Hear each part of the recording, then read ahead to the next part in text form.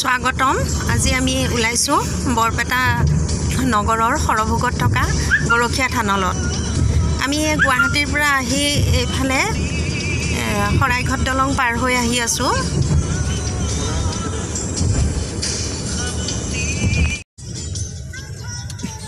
গৰখীয়া থানৰ গেটখন এখন সৰভোগৰ।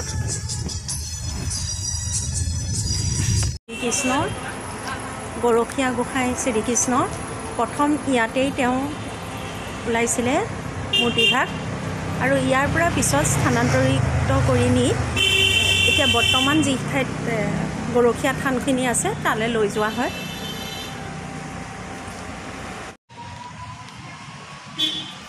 আমি সোমাই আহিছোঁ মহাপ্ৰভু শ্ৰী শ্ৰী গৰখীয়া গোসাঁই থান।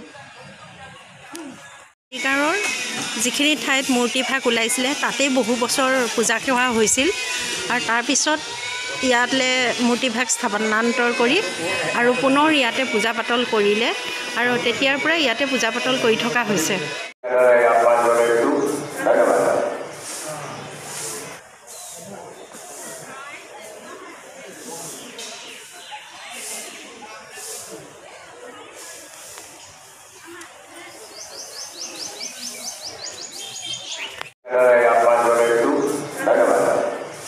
এই গৰখীয়া থানৰ এক ইতিবৃত্তি আছে।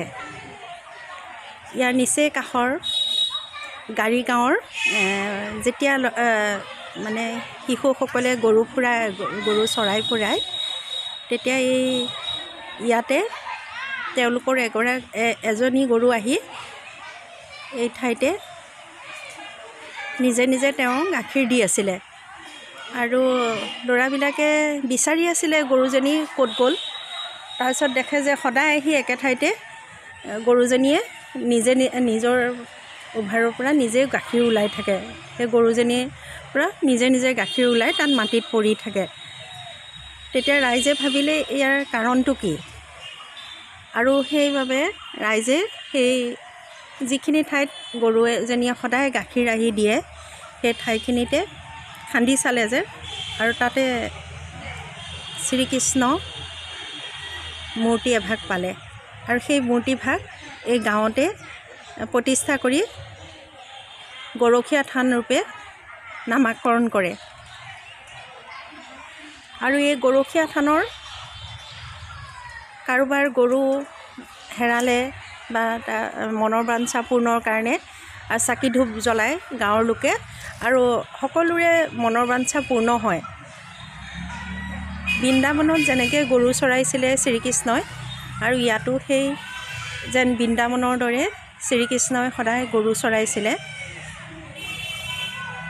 ইয়াৰ পিছৰ পৰা সকলো ঠাইৰ পৰা ইয়ালৈ মানুহ আহে, আৰু ইয়াত গৰখীয়া থানখিনি প্ৰখ্যাত হয়। এইফালেদি সোমাই যায়। মনৰ ইচ্ছা পূৰণৰ বাবে ইয়াত সকলোৱে গামোচা দিয়ে, আৰু এনেকৈ গামোচা বান্ধে এই ডাঙৰ বৰগছজোপাত।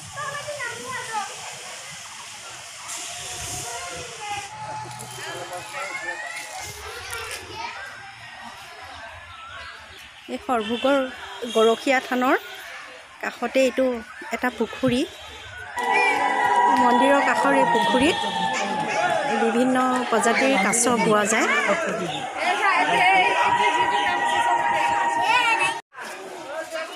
গৰখীয়া মন্দিৰৰ বাহিৰৰ দৃশ্য। শ্ৰীকৃষ্ণৰ বিভিন্ন অৱতাৰৰ বস্তুখিনি দিছে।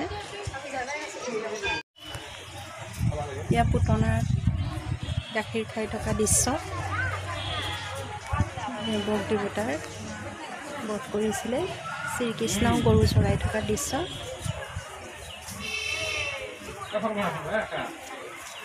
আৰু এই বস্ত্ৰ হৰণৰ দৃশ্য।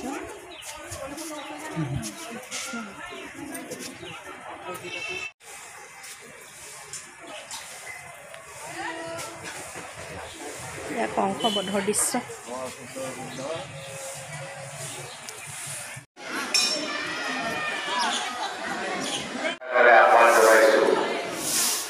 লগতে আহি দুপৰীয়াৰ গীত প্ৰমাণ শ্ৰীকৃষ্ণই গৰু চৰাৰ দৃশ্য।